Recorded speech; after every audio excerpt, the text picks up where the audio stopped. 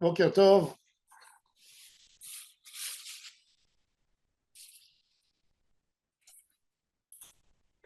Quand on regarde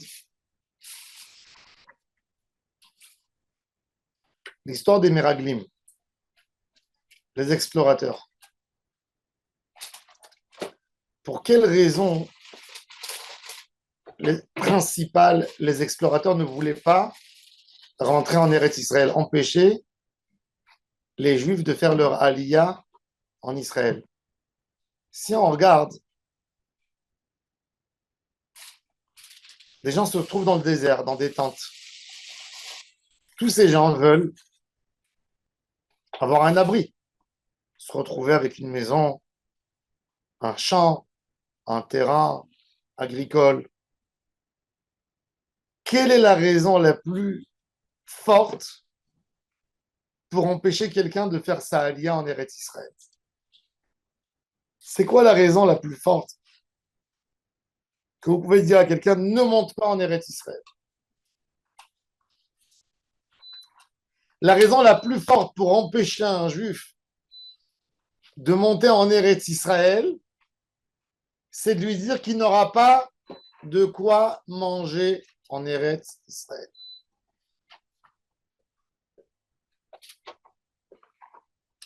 Les Meraglim, les explorateurs, du fait qu'ils ont décidé d'interroger Eretz Israël, ça a dégagé déjà dans le Ham Israël une peur de Parnassa. C'est quoi un Meragel? Un Meragel ressemble à un homme qui dit j'ai pas assez de Parnassa chez moi, je vais aller tâter le terrain dans le pays d'à côté, je vais aller voir où je peux faire de l'argent.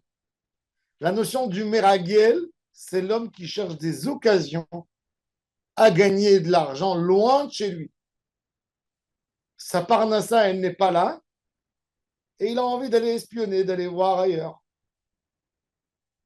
Il essaye de copier le système de l'autre, de voir comment il peut faire. Le Inyan de Eretz Israël, de manque de volonté de venir en Eretz Israël, c'est Brinat Meraglim, des gens qui bougent d'un endroit à l'autre pour chercher de la Parnassa. Ça déjà, c'est le premier empêchement de la Emouna. Si tu m'as mis dans Akadosh Baruch Hu, tu sais que si Akadosh Baruch Hu t'a amené dans le monde, il va te donner aussi une Parnassa. Akadosh Baruch Hu ne va pas te faire rentrer dans le monde sans te donner à manger. Quand quelqu'un pense que sa Parnassa, il faut traverser l'océan pour avoir sa Parnassa. C'est qu'il n'a pas assez d'émouna à Kadosh Baruch Hu, qui va lui donner une Parnassa. Il y avait une fois un chassid, il est venu voir un grand tzaddik. Il habitait en Eretz Israël et il a décidé de descendre et de s'installer en Amérique, à New York. Alors le Rav lui a dit, pourquoi tu vas à New York? Il dit, Rav, la Parnassa ici en Israël, c'est compliqué, ça ne marche pas. À New York, il y a plein d'occasions, il y a plein de belles opportunités pour faire de l'argent. Alors le Rav lui a dit, ok, va en Amérique, mon fils, mais quand tu arrives en Amérique, passe le bonjour au bon Dieu de New York de ma part. Elle dira, mais qu'est-ce que vous êtes en train de me dire? Hachem qui est là, c'est Hachem de New York. Il a dit, non, pour toi, Hachem qui est là, c'est pas le même Hachem qui est à New York. Si tu penses que là-bas, il peut y avoir quelque chose que tu ne peux pas obtenir ici, c'est-à-dire que pour toi, c'est pas le même Akadosh Baruch Hu. Est-ce que tu as une Emouna Shlema Bachem? Tu n'as pas une Emouna Shlema. Il y a des anagotes sur des moments de famine. Comme le Ramban, il dit, pour Avram Avinu, quand il est venu en Eretz Israël, le Ramban dit qu'il y avait une épreuve qu'Avram n'a pas tenue à 100%. C'est de descendre d'Eretz Israël dès qu'il y avait un Rahav, il y avait la famille, il est parti en Égypte. Et il dit pour ça, il nous a mis dans notre ADN l'idée de la galoute. Dès qu'il y a un problème, il faut partir. Eretz Israël, si Hachem nous a amené, que Hachem veut qu'on reste ici.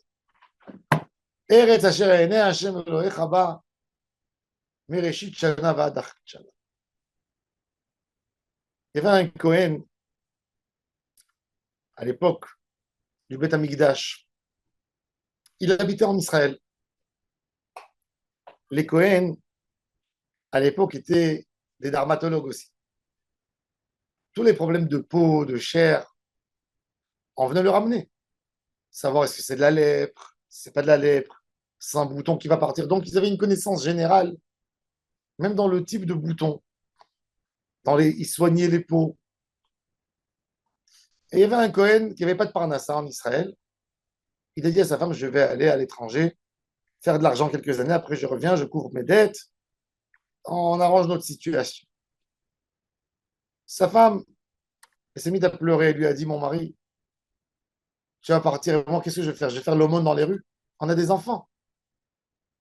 Comment tu me laisses comme ça? Comment tu peux me laisser? Je préfère rester pauvre, mais avec toi. Il lui a dit, écoute, ma chérie, je suis obligé de partir, mais je ne vais pas te laisser, tu ne vas pas faire l'aumône, chas shalom. Je vais rester avec toi 6 mois et je vais t'apprendre à regarder les problèmes de peau. Toute mon expérience que j'ai eue durant les années pour soigner les peaux et dire aux gens, est-ce qu'ils sont lépreux, ils ne sont pas lépreux, je vais tout apprendre. Comme ça, les gens, ils vont venir, ils vont te donner quelque chose sur le service que tu leur donnes. Et crois-moi, de quoi nourrir la famille, ça veut dire d'avoir du pain, le plus basique, tu l'auras. Moi, je vais partir. Elle lui a dit, OK, mon mari, si c'est ta volonté, je le ferai. Et il commence à lui apprendre. Tu sais, sur une peau, quand il y a une tache, cette manière, c'est pur, ça reste pur. Si ça se propage comme ça, c'est impur. Un jour, il a commencé à lui expliquer les règles de la lèpre. Comment on remarque une lèpre avancée avant tout, c'est que tout d'un coup, il y a un homme, il voit quelques poils dans sa main qui changent de couleur tout de suite. Ils étaient noirs hier, tout d'un coup, ils sont devenus blancs. C'est-à-dire qu'à la source, il y a un problème qui a rendu le poil blanc. C'est peut-être un début de bouton qui a tué la cellule qui attrape le poil. Et le poil ne tire plus une vie, donc il blanchit. Et il commence à lui expliquer les définitions. C'est des halachot très compliqués, les halachot de la lèpre. Masechet Negaim. Elle lui dit à son mari, j'ai pas compris. Tu me dis qu'un poil, du fait qu'il existe ou qu'il n'existe pas, l'homme est pur ou impur? Il dit oui. Il dit pourquoi? Il dit Akadosh Baruch Hu a voulu manifester son mécontentement de cet homme en lui donnant cette sorte de lèpre. Elle lui dit, c'est-à-dire que quoi? Qu'Akadosh Baruch Hu, il surveille même une source de vie d'un poil. Il décide est-ce qu'il va l'alimenter ou il ne va pas l'alimenter. Est-ce qu'il va devenir blanc ou il va rester noir comme d'habitude? Et toi, tu n'arrives pas à comprendre que Akadosh Baruch Hu est capable de t'alimenter si tu restes en Israël? Elle dit, ma chérie, ça y est, je me retire. Je voyage plus, je reste là. Tu as raison. Ton moussard, il est tellement beau, tellement vrai. Tane de Belia, où il raconte cette histoire. Il dit, il est resté en Israël. Il a souffert un moment la Parnassa, mais à la fin, il a fini riche en Israël. Beaucoup d'enfants, tous dans le chemin de la Torah. Des fois, il y a des difficultés, oui, c'est vrai. Je n'ai pas dit qu'il n'y a pas de difficulté de Parnassa. Je n'ai pas dit que la Emouna, c'est une remède où on va voir tous les faits, on va le voir comme un akamol.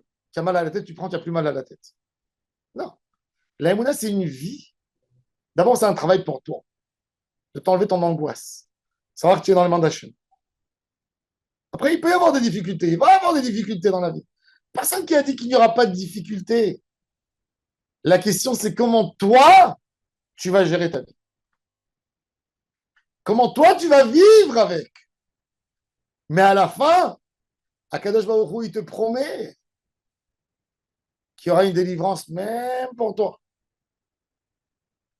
Des fois, tu peux avoir un grand mérite et la situation peut changer en 24 heures. Des fois en 1 heure, des fois en 1 minute. Comme Yosef Hatzadik était serviteur en Égypte. 1 demi-heure après, il va chez Paro, il lui résout son rêve, il devient l'empereur. Des fois, une échoua, une délivrance, elle peut changer, une situation d'un homme, elle peut changer en 1 demi-heure. Des fois, ça peut prendre 2 ans, 3 ans. Des fois, ça peut prendre 10 ans. Qui c'est qui va bénéficier?